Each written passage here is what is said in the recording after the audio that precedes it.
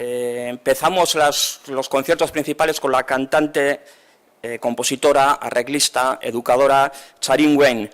No es todavía muy conocida, ya, a pesar de que ya tiene un par de discos editados, y en estos momentos está preparando su tercer disco, que estará formado todo por composiciones propias.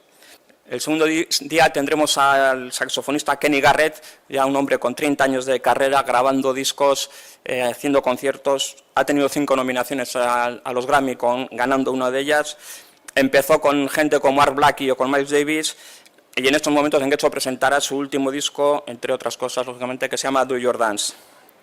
El tercer día tendremos un supergrupo con gente muy importante en la historia del jazz, como es el batería Billy Hart, que también ha estado con todos los grandes, con Miles Davis, con Wayne Shorter, con Pharoah Sanders, con Herbie Hancock, y que viene acompañado de Getxo por 3 grandes músicos, con Joshua Redman, un saxofonista más joven pero también muy veterano, que en su día ganó el concurso de Thelonious Monk, que ha unado como muy pocos la música libre más actual y la tradición, y además estarán acompañados por 2 grandes músicos, Ethan Iverson, el pianista, y el bajista Ben Street.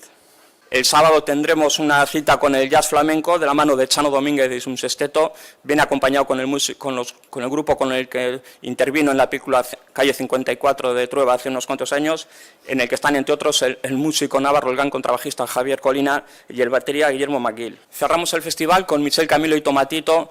Estos 2 grandes músicos grabaron el primer disco, creo que fue en el 2000, en el 2001, han sacado 3 discos a dúo, y el último de ellos el año pasado ganó el Grammy. Señalar que Michel Camilo ha estado un par de veces en Getxo con su trío, consiguiendo unos éxitos apoteósicos.